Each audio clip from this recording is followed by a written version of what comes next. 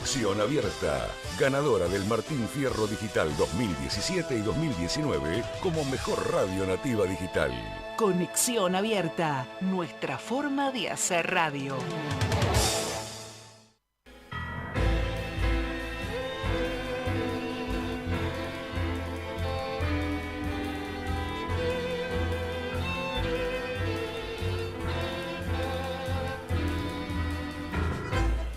Aquí comienza A Vos Te Cuento Buenos Aires, en la magia de andar por tus calles, con tu gente, compartiendo notas, entrevistas, música y cuentos, con la conducción de Roque Vega.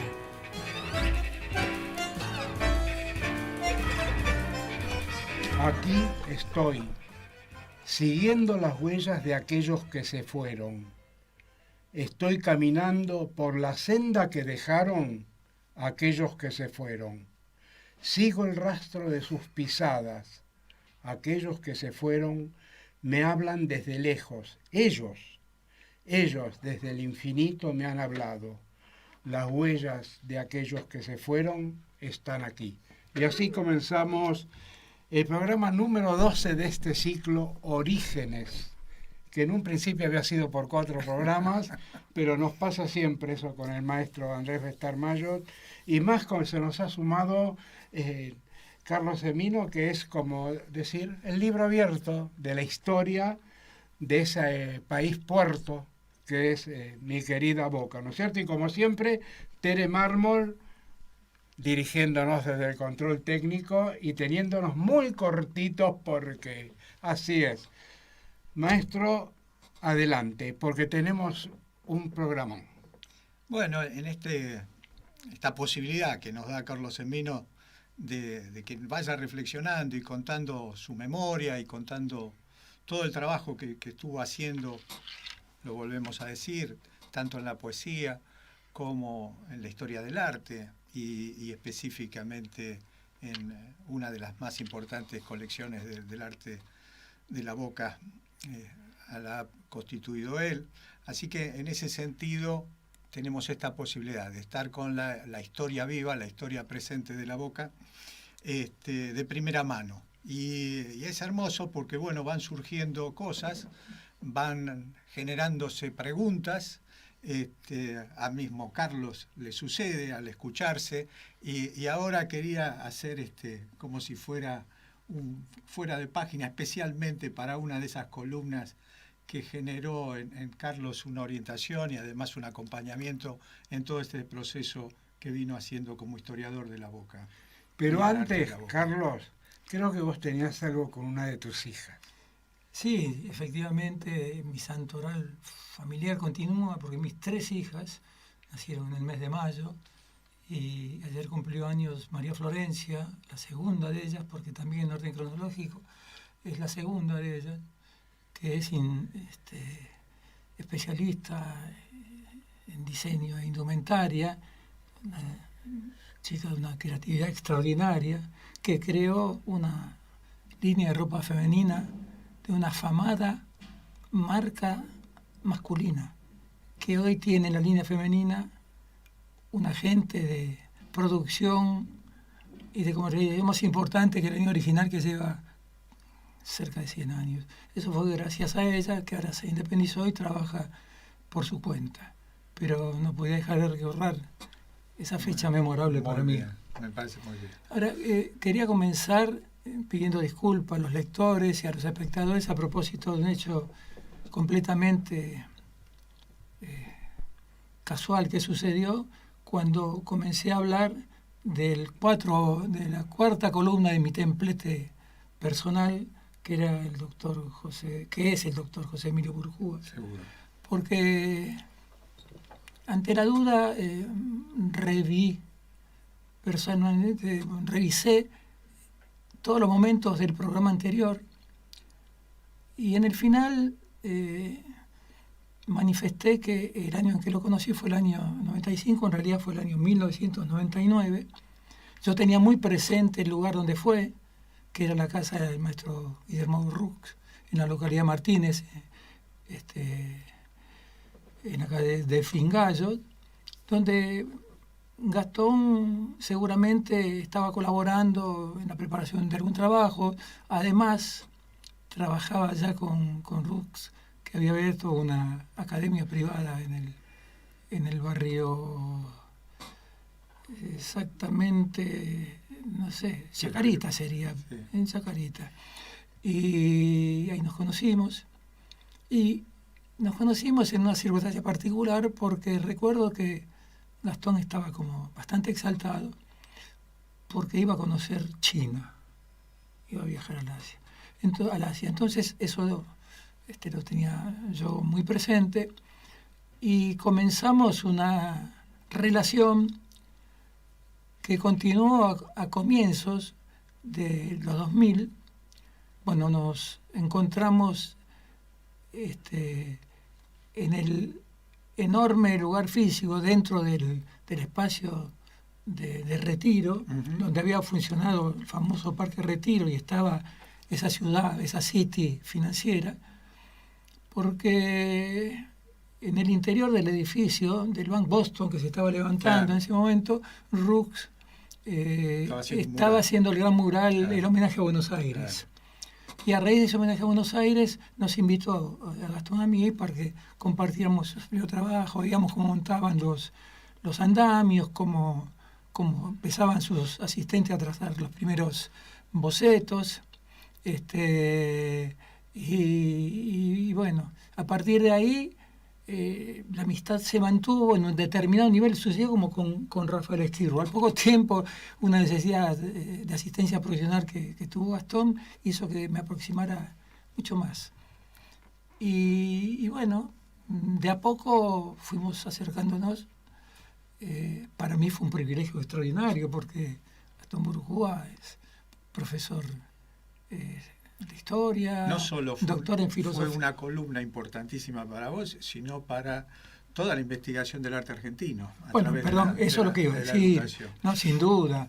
Era profesor de historia, doctor en filosofía y letras, autor de libros muy importantes, de prólogos, de eventos, de seminarios, de lo que uno se ocurra pensar, estaba siempre la figura y sobre todo la jerarquía de Gastón. Y en cuanto a lo que tiene relación con la Boca, sucedió que un día del año 2009, yo, queriendo agradecer la posibilidad de esa amistad que para mí era tan importante, lo invité a cenar a mi domicilio, al que concurrió un día viernes de ese año, no recuerdo bien el mes, acompañado de su mujer, Aurora Schreiber.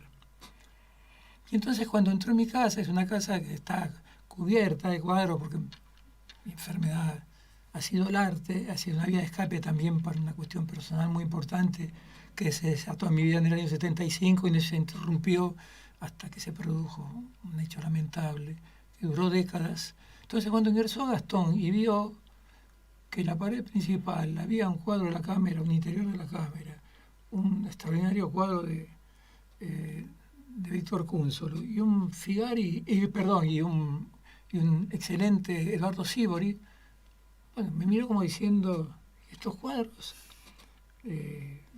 conocía alguna referencia por catálogos que le llegaban de cuadros y participaciones mías en distintas exposiciones, eventos desde los cuales desde los años 70 me convocaban, porque fue el momento donde empecé a adquirir cuadros de importancia.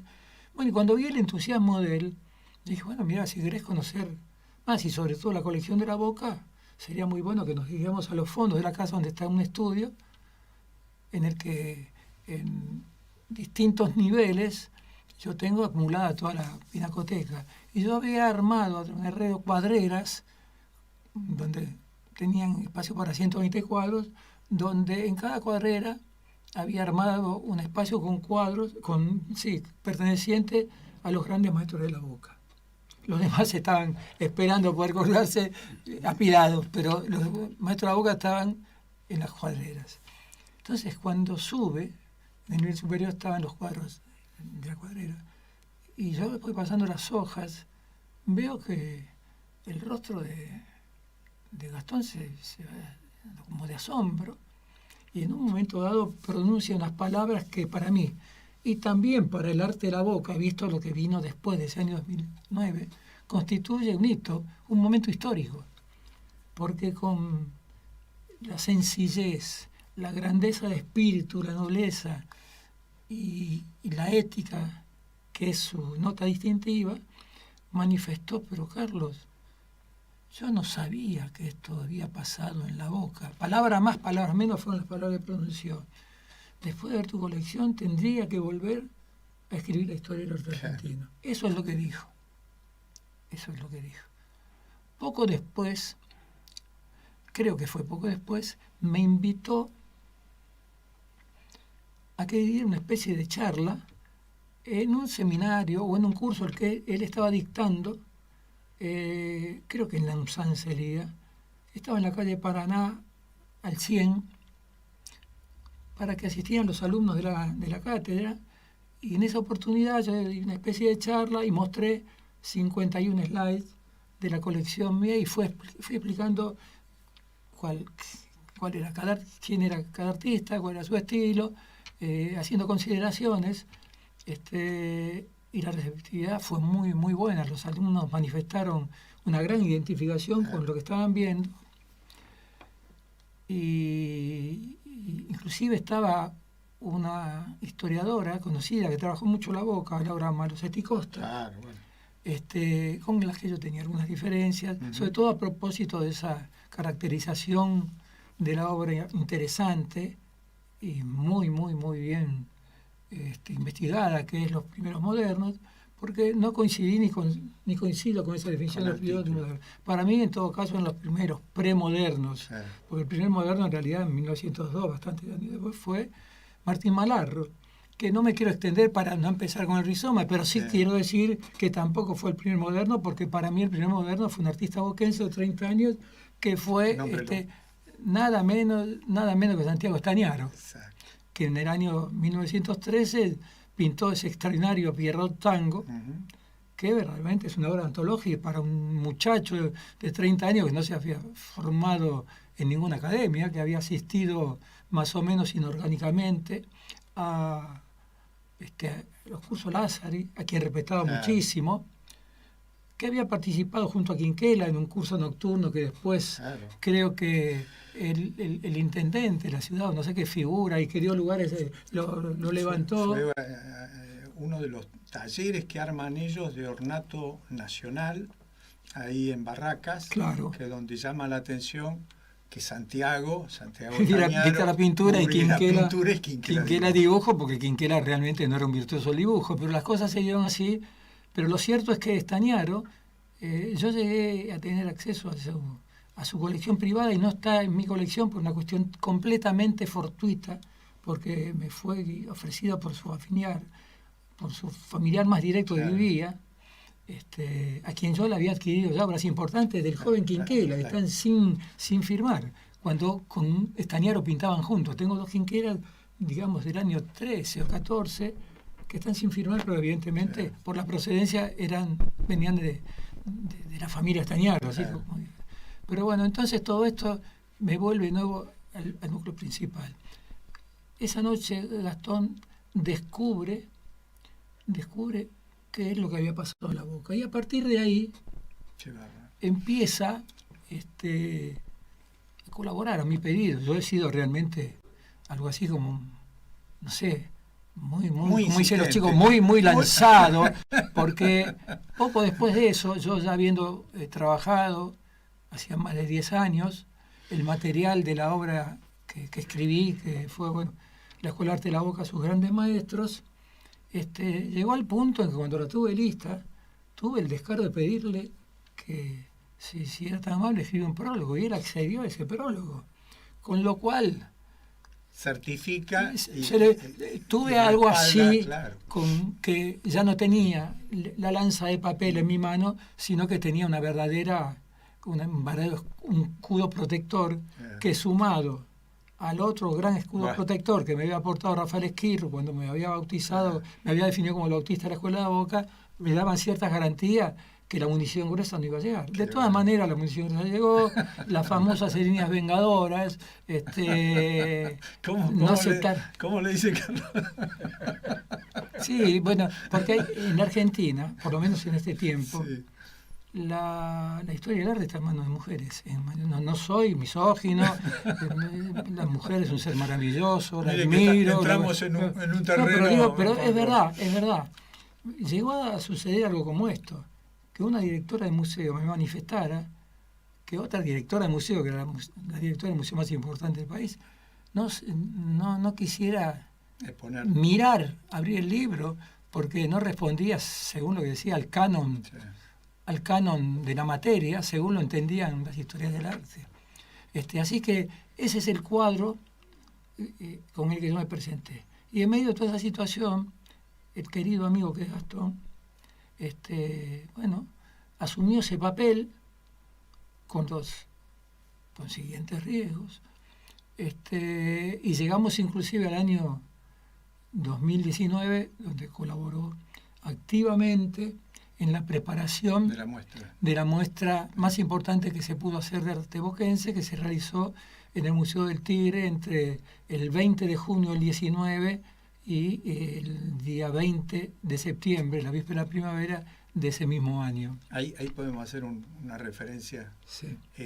Que otro socio y amigo suyo, no socio, pero sí en lo espiritual, Mauricio Isaac Neumann, Sí. colaboró también con otra parte importante de su colección para hacer esa muestra que fue extraordinaria justamente por esos dos. Sí. No, perdón. El doctor Neumann yo lo conocí en el año 95 y da la casualidad que también por mediación de Guillermo Rux. ¡Ay, qué bárbaro! ¿Por qué? O sea que Guillermo te presenta... Pero sí, lo de Burujúa fue un encuentro casual porque Burujúa Claro. estaba escribiendo algún texto, colaboraba en el taller, esa era otra cuestión. Pero el caso de Neumann fue distinto. Yo había ocasionalmente recibido el catálogo de una exposición que se había realizado en el año 1982 en la galería de Lito Samuel Feldman, que estaba en la calle Junín, Santa Fe. Por ese entonces, Neumann era el más importante galerista de la época, ferviente entusiasta del arte boquense, y por el patrocinio de esa galería, supongo que gran aporte lo hizo el propio Feldman, otra parte la hizo Traba, Francisco Traba, y se presentó una exposición extraordinaria de 4 maestros boquenses. En la exposición estaba La Cámara, estaba Neri, estaba Tilo y Victorica, creo. Pero en esos tiempos, estoy hablando del año 82, no había nacido en el sentido común del coleccionista ni del aficionado al arte la idea del arte boquense, ni mucho menos de la escuela. Como si fuera un... Entonces, Neumann la presentó como una exposición de 4 grandes maestros de la pintura argentina. Bueno, todo eso actuó como actuó el hecho de estar estudiando insistentemente, y luego voy a hacer más referencias, y haber investigado a partir de un memorioso habitante del barrio al que mencioné en el corte anterior, que se llamaba Enrique Cerrotti. Quiero hablar a posteriori, porque él fue quien me acercó la mayor cantidad de datos de esa generación extraordinaria que paraba ahí, que compraba materiales ahí y que guardaba una gran amistad con los artistas. Pero yo quiero cerrar el tema de Gastón porque esa exposición fue extraordinaria y en realidad esa exposición a mí a veces me tildan de fundamentalista porque en alguna medida lo soy. Cuando se produjo la invitación a la exposición de arte boquense, había un antecedente que venía de muy atrás. Creo que algo mencioné, porque como a veces me confundo. Estoy recorriendo mis memorias y voy de la memoria escrita a la oral y viceversa. Por ahí algo que lo dije o no lo dije. Habías hablado del Sibori. Claro, pero pasó... Y después una del Banco Central. Creo. Bien, lo que pasó en esta oportunidad, que en el año 2008 yo me había reencontrado con alguien a quien conocía y había sido compañero en la Facultad de Filosofía y Letras de mi hermano, Eldo Rossi. Rodolfo Rossi era compañero de mi hermano, curiosamente conoció a mi hermana, me conoció a mí y compartimos algún café. Su mujer era en ese entonces restauradora del Museo del Tigre y más tarde se convirtió en directora del Museo del Tigre. Y yo me acuerdo de una anécdota que no sé si la conté acá, que me sucedió en el año 2008, cuando ellos me vinieron a buscar para asistir a una conferencia que daba Adrián Gualdoni Basualdo en el Museo del Tigre, porque Gualdoni Basualdo había sido el asistente permanente del intendente de Tigre, que era un contador cuyo nombre en este momento, pues son tantos los nombres, no los recuerdo, y a partir de ese carácter de asistente que tenía y seguramente de una natural inclinación o valoración del arte boquense, recomendó la compra de muchos grandes cuadros boquenses. Inclusive uno de ellos lo pude tener en mi colección, que era un cuadro extraordinario de Colibarino, y finalmente, por el estado en que se encontraba, bueno, no decidí comprarlo, y lo encontré en el museo en alguna oportunidad posterior. Pero en esa oportunidad, que me acuerdo de un fin de año, un día maravilloso en el Tigre, al lado del río, con esa vegetación, era un día paradisíaco, sucedió que nos sentamos, Rossi y su mujer y yo en el medio, perdón, la mujer en el medio y nosotros en los laterales, y de pronto cuando empieza a hablar Gualdoni, yo empiezo a sentir un escozor, un frío, digo, pero ¿será cierto? Me parece a mí. Sigue hablando, 5 minutos después digo, no, este hombre parece que fuera un ventríloco conmigo, porque está diciendo todo lo que pienso sobre el arte boquense. La charla duró cerca de 1 hora, ¿no? Y otra curiosidad, Gualdoni y yo trabajamos juntos en una revista, Arte al Día, que se editó en los 90, pero no nos conocíamos. Él también tenía una columna especial, era tal la importancia del arte en la boca, del arte en general, en la década de los 90, que él tenía una columna en La Nación, donde habitualmente 2 veces hacía referencia a los valores que se venían las obras, bueno, un lobby, porque también ahí en La Nación mucha publicidad de las casas, bueno, lo que sabemos que sucede.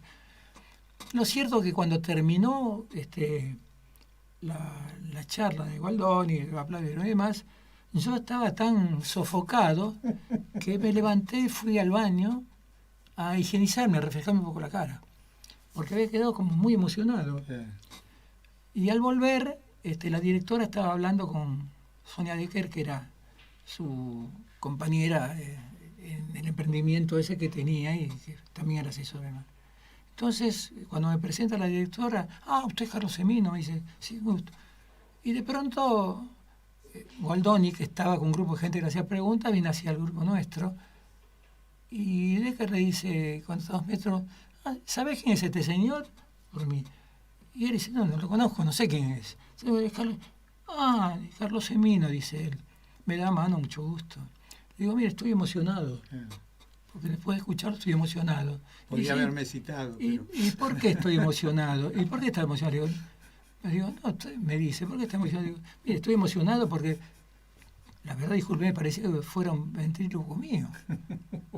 Y mire, la verdad es que todo lo que dije lo leí en sus textos. Fue una cosa maravillosa. Que además, porque este hombre... No, eso era lo de menos, pero la anécdota, esa cosa curiosa que yo estaba emocionado, porque era yo que estaba hablando por boca de otro. Ahí es un refuerzo de autenticidad y de trabajo. No, además porque este hombre... reafirma todo el trabajo que venía haciendo y lo confirmaba él. Claro, pero este hombre... Por ahí él tenía la firma y no tenía el respaldo. Pero él conocía todo el arte mayor, porque Roldán, todas las caras Saracha, estaba al tanto de todo lo que pasaba en el arte, y que él hubiera reconocido eso significaba también que valoraba mucho el arte de la boca. Ahora, Carlos, ¿hay algo más para decirle a Sí, en cuanto a Gastón, y sobre todo escribiendo mis memorias, dedico como 20 páginas, quería decir que en la previa en la previa, habían surgido diferencias con la directora. Diferencias que tenían que ver con el momento de la inauguración. Estábamos hablando del año previo, del año 18. La duración, los seguros, bueno, muchas cosas que la verdad que yo no tengo por qué ocultar nada, porque es lo que sucedió. Estoy contando el hecho que sucedieron. Y había un tirafloje y demás. Y Gastón en ese momento, yo lo había noticiado, él estaba en Francia, porque Gastón era una personalidad universal, digamos, porque no solamente era el gran magnitud del arte argentino, sino que en el exterior un gran reconocimiento, intercambiaba todos los años. La década de los 10, en gran medida, fue una de mucha aproximación entre nosotros, fue a la vez una década donde mantuvimos mucho tiempo correspondencia por vía virtual, todo el tiempo. También. Y en el año 18, cuando le comento que yo le había llamado para saludar a la recién designada directora del museo, porque hasta ese entonces era restauradora, me dijo, mirá, ¿te acordás que el día del año 2008 estuvimos juntos? Y ella, muy apasionada también del arte boquense, me dice, bueno, podríamos hacer algo. Cuando me dijo eso, se lo transmito a Gastón, que ya, no voy a decir que se habían convertido el arte de la boca, pero estaba muy convencido que en el arte que en la boca había pasado algo muy importante que merecía figurar en un capítulo particularmente significativo del arte argentino. Él lo tenía claro. Gastón nunca me dijo que para él la Escuela de la Boca existía, pero en el fondo lo dijo. Y bueno, de algún modo también, como en el año 21, leí un texto que me acercaron, que yo no lo había leído porque no leo Clarín, y me dijo, vos sabés que salió un texto hablando de la permanencia, así de quién quiera un buen artista o no. Una linda nota. Bueno, y en ese momento él dice que soy el faro del arte de la boca. Bueno, digo, bueno, si lo dice Gastón, la verdad, qué orgullo que un hombre de su dimensión hable de este hombre, que este ser mucho más petizo que él, que realmente yo soy contador público, en eso me especialicé, pero lo demás, movido por la pasión boquense, llegué como pude. Y en alguna medida yo le doy la razón a esa directora de museo que, visto los prejuicios que tienen con el canon, no quería leer el libro, porque el libro yo lo escribí desde la poética, desde la historia. Ahí, Carlos, hay algo interesante y sería interesante también entonces que anexemos con esto de esa vidriería famosa de la Boca, claro, que se transformó en un centro cultural importantísimo, ¿no? Sí, de hecho. Justamente desde ese lugar. O sea, el proceso que hizo usted es importantísimo en ese sentido, de haber tomado su vivencia personal y transformarla en un hecho. La mayoría de la gente trabaja desde lo que lee, y sobre lo que lee trata de hacer una síntesis que generalmente se queda en una tesis, ¿no?, que pierde esencia. Acá lo que estamos hablando es de esencia pura, y que muchas veces esas tesis están formadas de estas esencias puras, que son hechos vividos, que como generalmente en nuestro país no se le da la importancia que se le debería dar, quedan después en estos recursos de memoria de gente estudiando lo que en su momento por ahí no se le dio, ¿no?, la importancia que se le dio. En función, para confirmar este proceso, sería interesante que nos hables de Cerrotti en relación a cómo eso se formó desde un trabajo que era la marquería y la vidriería de esta gente, italianos que evidentemente tenían un amor por el arte extraordinario, y que eso se fue dando por el propio trabajo de congregarse artistas. Antes quiero terminar con el tema, porque había hablado a medias de qué sucedió con esa gran exposición que fue. Para mí fue magnífico. Fue realmente la coronación de todos los esfuerzos anteriores. Con un catálogo muy bueno. Cuando eso también fue una de las peleas que, bueno, todo hubo que pelearlo. Pero yo digo, estoy en el 18. Gastón en esa década viajó muchísimo porque estuvo en Francia varias veces y no sé si estuvo también en algún otro país, no sé si en Italia. Cuando le comenté al pasar, en el 18, en un momento de la correspondencia, cambiamos muchas cartas electrónicas, que existía la posibilidad de la Boca. Qué bueno, me dice. Un tiempo después seguimos en contacto, seguimos hablando, pero no había empezado a surgir las rispideces con la dirección, por todos esos temas que conté, sí, por el catálogo también, y entonces él, y te dejé la palabra porque escribe una carta donde hay un latinazgo, que escribe en su carta que, como es un latinazgo, quiero tener la mano para no sé si lo traje. Bueno, Sarsum corda, como diciendo, arriba corazones, que insistiera en la publicación, en la preparación. Bueno, pero los problemas subsistían. Claro. Llegaba el fin de año y él me informa que estaba por volver a la Argentina, cosa que me resultó muy grata y además, como me imaginaba, permitió superar todas las barreras, porque si yo soy un fundamentalista, él es un hombre de una gran empatía, muy respetado en todos los niveles, entonces logró superar casi todas las dificultades, casi, porque después pasó una cosa en la última semana tremenda todavía, porque después de haber acordado que no iba a ser cuando comenzaba la temporada, porque la Boca merecía el corazón de la temporada, que no iba a ser tal cosa porque la Boca merecía tal cosa, que tenía que tener un catálogo extraordinario porque yo no iba a admitir un catálogo de pocas páginas, que, en fin, muchas cosas como esas, y que los seguros tienen que ser suficientemente valiosos, cosa que no sucedía. Y pasó un hecho que terminó después de un modo dramático para uno de los participantes, que fue este.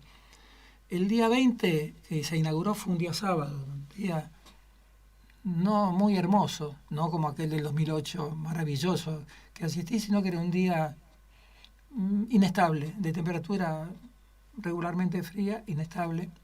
Pero 2 días antes había estado lloviendo terriblemente en Olivos, sí, por lo menos donde yo vivía. Y fue recién el miércoles, el día anterior, que me envió la directora, las coberturas de las pólizas de seguro que consideré satisfactorias. Y el día que tuvieron que venir a retirar los cuadros, que están, como dije, en el estudio del fondo, y hay un gran jardín que debe tener unos 30 y pico de metros, en medio de esa lluvia, hubo que trasladar una cantidad muy importante de cuadros. Y vino un camión de transporte especializado en obras de arte, con ellos trabajaban, donde había 2 personas, una joven y una de edad avanzada. Y como tenían que avanzar las obras mediante grandes formatos de madera, de metro por metro, que recorrían el metro y lo levantaban y lo iban trasladando y lo iban mudando, eran como un camino móvil de madera hicieron, demoraron como 5 horas en retirar todas las obras y la lluvia continuaba. Entonces yo me quedé muy preocupado por el hombre mayor, porque se veía una mojadura terrible durante 6 horas. Los cuadros llegaron el jueves a la noche, ahí todo muy bien, y la exposición se inauguró y tuvo éxito. Mucho éxito, seguro. Pero como deriva indeseada y terrible de ese acontecimiento hermoso, sucedió una cosa, y uno a veces en estas cosas es la vida. Cuando se iba a inaugurar la exposición el día 20 de junio, me encontré con el dueño del transporte. Yo ya había hablado el jueves a propósito de la salud de su tío, que era su tío, y me había dicho que estaba bien, cosa que me tranquilizó. Entonces ese día lo encontré en la exposición, estaba muy feliz, y le dije, mira, voy a destacar la importancia del acontecimiento, pero quédate tranquilo que te voy a mencionar y voy a decir que gracias a vos esta exposición se abrió. Él habrá pensado que esto era una cosa de forma, pero no. Dije, y lo mencioné, y el aplauso atronador que se levantó en la concurrencia, que era mucha, ese día me acuerdo, ese día del año 2020, no concurrió su mujer, el intendente del Tigre, porque estaba rosqueando, cerraban las listas políticas, y entonces estaba rosqueando a propósito de las elecciones medias del año. A la noche me llamó, no sabía cómo agradecerme, pero lo desgraciado sucedió 3 meses después, porque era un muchacho de unos 40 y pico de años. Mi hija, María Laura, que falta agregarse al santoral porque el 27 cumpleaños de mayo, me dice, mira papá, ella tiene un taller de impresiones gráficas, voy a necesitar un servicio. Fue tan bueno el servicio que te prestó este muchacho, me gustaría contactarlo. Sí, con mucho gusto, digo. Le di el teléfono de la tarjeta y cuando mi hija llama dice, ¿sabes una cosa? Este muchacho se murió. ¿Cómo se murió? Tuvo un accidente con ese transporte. Bueno, lo comento porque fue un episodio maravilloso que después terminó de esta forma. En cuanto a la exposición fue muy visitada. Fue muy visitada. Y nunca se juntaron tantas obras de la Boca. Nunca, de esa calidad. De esa calidad. Y bueno, podría hablar, antes de hablar del doctor Neumann, sí. Porque el doctor Neumann estaba viejito ya para esa época. Sí, llegó muy, pero quería estar. Años. Y pasó algo también con Neumann, que lo voy a contar, porque son todas cosas que las viví yo, por eso las cuento. Seguro. Neumann me invitó, cuando nos conocimos, después que lo llamé yo, para decirle, mire doctor, la verdad, ha escrito un catálogo maravilloso que forma parte de la más importante bibliografía nuestro vaquense, porque él fue médico de casi todos ellos. Claro. Conoció a Victorica, a Tiglio. Como usted casi fue contador de casi todos ellos, sí. Neumann pero psiquiatra. Neumann es curioso, la vida de Neumann es curiosa, porque Neumann era descendiente de una familia judía, uno de cuyos abuelos había trabajado con este famoso varón Hirsch en Entre Ríos. Y vivía en la calle Córdoba, en una zona de clase media alta, y tenía un abuelo que le hizo conocer la Boca, pero debe haber sido el único caso que sucedió, porque la conoció desde el río, porque iban al Tigre, tomaban una lancha, iban del Tigre a Quilmes, mirá vos, eso no sabía. Y volvían del mismo modo. Dice, vos sabés que yo conocía la Boca así, pero bueno, pero Neumann enamorado de Daneri. Bueno, sobre todo, sí. Claro. No, pero era de todos ellos. Sí. Trazó el retrato de la cámara más maravilloso que he leído nunca, que es comparable solo a esa famosa frase de Pairó cuando define el arte de la cámara diciendo que hizo de lo vulgar y de lo pobre, lo pobre, lo excepcional y lo espléndido. Esa frase de Pairó, no digo que lo reivindica de lo que escribió en Sur en el año 40, porque eso no tiene posibilidad de ser levantado, pero fue una definición maravillosa. Bueno, pero me voy por distintos lados. ¿Qué hago? Porque si tengo que hablar de Neumann no puedo hablar de Cerrotti, no sé. Hablemos de Cerrotti. En cuanto a Cerrotti, bueno, y digo que después de eso, él quedó prendado siendo muy chico, y por eso, después de graduarse en Europa, volvió a Buenos Aires y retomó su coleccionismo, que empezó a los 21 años, siendo en el servicio militar, siendo conscripto. Con un soldi. Con el soldi famoso ese, que siendo conscripto lo visitó en la calle que yo conocía de Núñez, yo lo visité también en esa casa Soldi, a propósito de un pedido de Leopoldo Presa, una oportunidad. Pero bueno, al margen de eso, vamos a Cerrotti. Cuando yo había descubierto ya el arte de Mar del Plata, y en un momento dado, a través de Luis Escartacini, creo que lo dije, que era un pintor dominguero, ingresé al círculo de Quinquela y concurría donde cada tanto un vernissage, Pello Gifarni tocando alguna melodía en el piano, algún embajador, alguna vez Cardó. Un lindo libro dedicado a Quinquela. Y buena poeta, una mujer de buen nivel poético. Bueno, en medio de todo eso, me acerco al círculo de Quinquela. Iba, pero quería coleccionar, ya me había nacido el bichito de la colección, mi mujer también. De ahí viene todo, y empiezo a ir impulso y me encuentro con pintores que, bueno, de otra calidad, ya los grandes. La cámara se había ido. No, ya, por decir. Mengui no lo llegó a cruzar ahí, estaba más en ese momento había cuatro artistas argentinos, grandes maestros boquenses vivos. Pero, por ejemplo, mientras hablo esto, yo hablé de Neumann y no mencioné algo muy importante que pasó con Neumann muchos años después, en primer lugar, cuando vio el libro, tuvo alguna reticencia diciendo que era muy, muy emocional, me dijo. Un poco lo que decía aquella historiadora, aquella directora del Museo de Bellas Artes. Pero al cabo del tiempo, sobre todo después de aquel día de la exposición, donde ya estaba recorriendo sus últimos pasos, me dijo: mira, Carlos, quiero decirte que tu libro es la Biblia del arte boquense. Esa palabra utilizó él. Que se lo haya dicho él es... Por eso. Bueno, pero estas son palabras textuales. Claro. Ahora, podría decir mucho de Neumann, pero lo único que quería decir que él reconoció que aquellos artistas que se presentaron en Feldman como maestros del arte argentino lo eran también, pero en primer lugar eran grandes maestros de la boca. En ese momento no existía ni la locución ni la idea de escuela.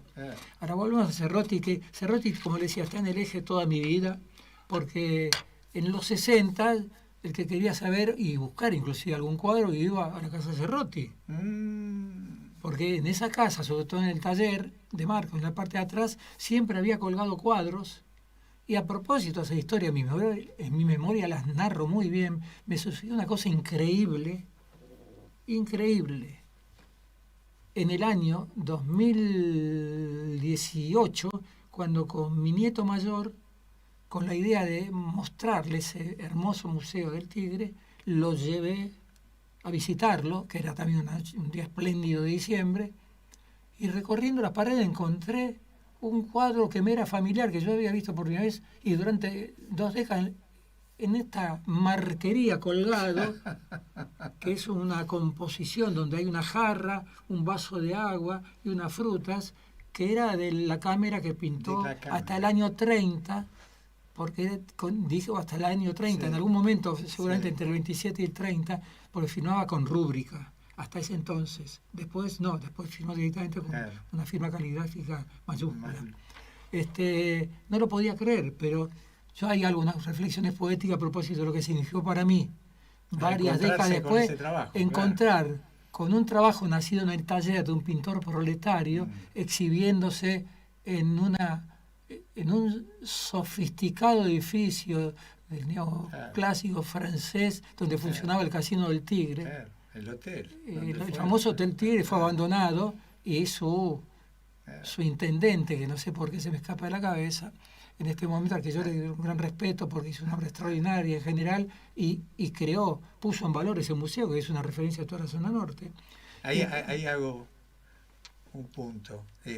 Juan Maggio y Celina Filardi estuvieron de luna de miel. Sus padres. Mis abuelos. Sus abuelos. Se ve que tenían un buen pasar, porque en la oligarquía y de la gente rica. Hay unas festicholas terribles, parecía un salón francés. Era a principios del siglo, ¿no? Claro. Qué bárbaro. Bueno, vamos a Cerrotti. Cerrotti, empiezo a visitarlo con la idea de, hay algo.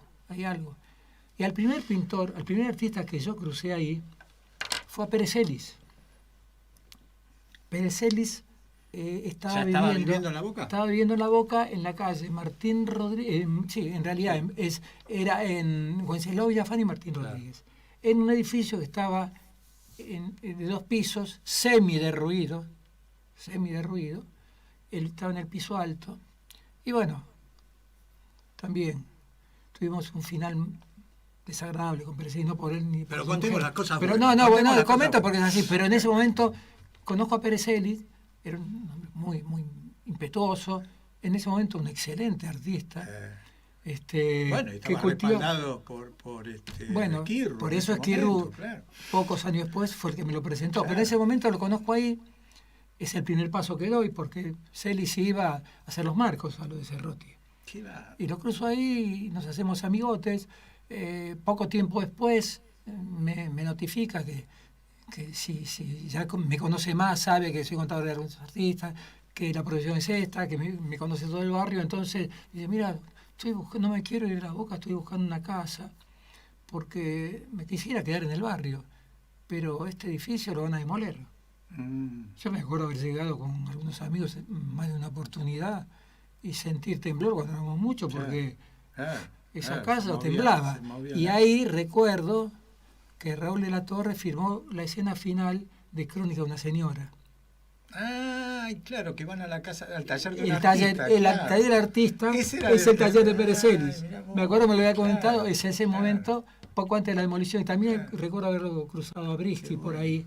Y Brisky también vive por Barracas todavía. Sí, y bueno, entonces quedamos muy amigos y sigo yendo a Cerroti, me hago amigo también del sobrino de Enrique que atendía el mostrador, y Enrique estaba un poco más en el taller de vidrios, el vidriero, y Carlos en la parte de marcos, y así va pasando la cosa y voy comprando arte, y voy comprando arte, y voy comprando arte, y al mismo tiempo voy a ganar la confianza de Enrique. Enrique era un hombre, hay algunas cosas que no les quiero contar porque parece que uno está como está fanfarroneando, porque era un hombre difícil, pero tenía una excelente relación con él que se fue acrecentando con los años. Comenzó en los 60 y 25 años o un poco más después hizo que me considerara como una especie de hijo. Yo recuerdo Pero en cierta medida era como una embajada, como un No, era un espacio que era un que te espacio daban de la arte, bendición, de hecho. que te daban la de bendición, hecho. como, No, como era, que no, era parte de... Lo que era básicamente Sí. era un local donde se vean materiales artísticos. Pero como no había otro lugar, había estado la peluquería Nucíforo en la otra Claro. cuadra, pero era otra cosa y funcionó, supongo, poco Para después, principios hasta del después del siglo, siglo, claro. hasta poco después de los Sí. años 10. En cambio, Cerroti, la gente iba a comprar materiales y se encontraba a Mengui lo conocía ahí. Claro. Tiglio no, porque Tiglio estaba muy enfermo. Volvemos a este punto para los historiadores. Nuciforo, peluquero, un referente de la cultura de la Boca, donde mientras te cortaba el pelo, o si no veía clientes, él pintaba, y si no eran grandes debates de filosofía y de historia. Y ahora estamos contando lo de la marquería, Sí. que era el lugar que la gente se reunía para ver obra, para conocerse. Ahora para voy a hacer charlar. un chiste a propósito de Nucíforo. Hubiera sido mejor que pintara todo el tiempo y no sé, que cortara el pelo todo el tiempo y no pudiera pintar, porque yo vi cosas de él. Mala. Pero bueno. Pero sí, era un referente cultural, Claro. cumplió un papel Ahí muy activo. estuvo Lázaro. Perdón, Claro. yo voy a decir algo. Cuando yo escribí sobre Nucíforo, cuando escribí sobre Lázari, Sí. tanto escribí, todos los catálogos de 1997, estoy escribiendo el día que él me descubrió, vino a buscar cuadros y dijo, usted tiene que escribir todo, y empezó esa etapa. Cuando escribí sobre Lázari, Tenés que pasar por la peluquería, ¿no? ¿No? es que cuando yo, en un momento dado de mis memorias, estoy hablando, hablo de cómo se desenvolvió la vida de los grandes maestros. Claro. ¿No? Y cuando llego a Lázari, lo ubico directamente. En ese lugar. No, lo ubico directamente en la Sociedad de Socorros Mutuos, Claro, la Unión de la Boca. Donde tenían, Porque el nunca taller. creí que Lázari, que era un profesor formado en Lucca, en Florencia, en Roma, con ese bagaje cultural, llegara hasta la peluquería de Nucíforo. Claro. Pero sí, también iba a Quinquela. Y eso, que yo lo manifestaba como una imposibilidad por escribir todo un texto, Sí. leyendo y releyendo, porque yo vuelvo Claro. permanentemente cuando me agarro cosas, vuelvo, encontré que Quinquela ratificaba Claro. que él se paraba a veces, ahí cuando iba a repartir el carbón, y escuchaba hablar sobre esos temas. Andrés Muñoz y- lo comenta. Claro, en Andrés su Muñoz, libro, en el claro. 40, comenta. Entonces ahí me di cuenta que Lázari, porque yo decía, ¿por qué? La pregunta mía era, ¿por qué Lázari, que estaba dando su cátedra en la Sociedad de Socorros Mutuos, que está Claro, a 2 cuadras, a 2 cuadras, no llegaba no la va a lo de a Cerroti? Claro. Y sí, y después me enteré que llegaba al punto intermedio, porque Nucíforo estaba entre la academia Claro. y Cerroti, había 200 metros de diferencia entre los tres.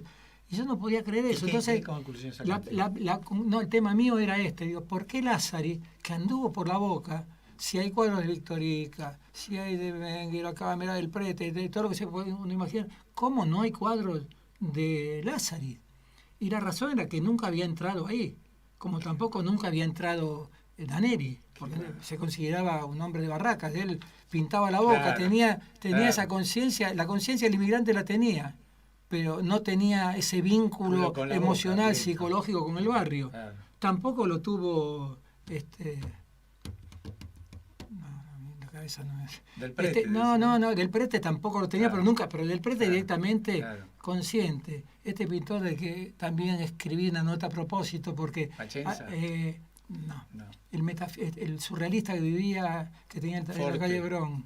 Forte, No. Ay, Dios, bueno, hay cosas que son No tantas importa, los nombres que... no importa, ya nos van a No, volver. porque este otro pintor que menciono, Caride, Miguel Caride. Miguel Caride, claro. Caride. ¿Por qué? Porque Caride nació en La Boca, pero él nunca se sintió boquense. Claro. Cuando salía de su casa, en lugar de ir a la izquierda hacia el río, iba a la derecha al centro. Y eso consecuentemente... que trabajó en el puerto y todo. Pero bueno, Claro. porque yo a raíz de todos esos reportes, porque yo en una época, y lo cuento bien a memoria, empecé, después con Estañaro, empecé a hacer reporte a Lázaro, un reporte extraordinario de más de 2 horas, y un día que Estañaro no pudo acompañarme, convoqué a mi hija, que es muy buena fotógrafa, que tenía una cámara de filmación, para ir a verlo a Caride. Fuimos a su estudio. Curiosamente tenía el taller en la calle Almirante Brown, 768 en mi casa natal también, Claro. y la paralela del Valle Berlucía en esa época. Y lo fuimos a ver, y la verdad que estuvimos 1 hora y pico, no le pude, cada vez que lo quería llevar ese tema, corría, saltaba todas las vallas, no habló una palabra, ¿no? Y yo quería saber cuál era la relación, era un pintor de la época, Miguel Caride. porque yo lo visité a él en el año 2000, 2001, y digo, "Bueno, este hombre me va a poder aportar algo". Después me di cuenta que su hermano, también, que era crítico de Claro, arte, el poeta, poeta, y yo, tampoco tenía nada que ver con el escribió, solo de los gatitos al Renacimiento y todo, no los movilizó nunca, no sintieron esas raíces No. que sintieron la cámara, qué sé yo, todos los de Mengue y demás. Ahora, Mengue sí, a Mengue lo conocí ahí, era el único de los 4 maestros vivos que visitaba el lugar, porque Diomedes... Y no era por una cuestión económica, porque Caride cada obra que terminaba la enmarcaba, le dejaba una referencia muy importante, le hacía que generalmente los pintores de La Boca no les daba la espalda como para que todas las manchas que hacían enmarcarlas. Perdón, pero Entonces, Caride claro, vivía a metros de mi estudio en la calle Aristóbulo del Valle, claro. y tenía un departamento excelente en el mejor Claro, edificio de la cuadra, así claro, que su por paseo eso. era bueno, No, y no, muy el tema bueno, no era por muy eso bueno. digo, No. enmarcaba cada obra, o sea que no es que no se arrimó a lo de Cerruti porque no No sintió la claro, necesidad. claro. Él nació con esa cosa que traía de sus genes, quizá de toda la escuela de La Boca es genovesa, no Claro, es genovesa, él claro, viene de la Centro Europa claro, y no tiene ese claro, plano de identidad. claro, es No lo cierto, tiene. es cierto. Así que lo cierto es que conocí a través de Cerruti muchísimo que recibí. Hago una invitación, porque ya vemos lo que sabemos, lo que nos va a pasar, lo que nos está pasando. Desde el control ya me están haciendo señal que estamos terminando. Ay Dios, el vuela el programa. tiempo, vuela. Bueno, así de que la continuamos el sábado que viene. Me gustaría que hables mucho de tus libros. Bueno, Me parece con de gusto. que ahí las próximas generaciones tendrán que recalar. Bueno, Yo creo que es importantísimo y es esto también, bueno, que con las artes plásticas se da, ¿no? Los que venimos del taller, con los que hacen teoría. Y en este caso sería el planteo específicamente de una producción desde el hacer, que muchas veces no se la respalda como se la tendría que respaldar, pero el trabajo de Carlos excede todo ese tipo de críticas. Se proyectó y bueno, y cada una de las personas que fue acercándose a la obra lo reconocen. Y creo que para el trabajo que habíamos hecho de La Boca, años atrás, yo creo que es el marco... Es el complemento perfecto. El marco perfecto, porque en aquella época no lo podíamos haber conectado a Carlos. Así que bueno, se complementa ese proceso también que tuvimos como Nos intención. están echando, Bueno, viste no que vamos. en el control nos están echando. No, Así que me estoy despidiendo hasta el sábado que viene. Gracias, Carlos Semino. Evidentemente las próximas generaciones tendrán que recalar en tu obra. que así sea. Gracias, maestro Andrés Al contrario. Tamayo, y nos estamos encontrando el próximo sábado con este estupendo ciclo llamado Orígenes, que había sido por 4 programas, nada más. Hasta el sábado que viene. Seguimos. Gracias. Bueno, ¿te prendés?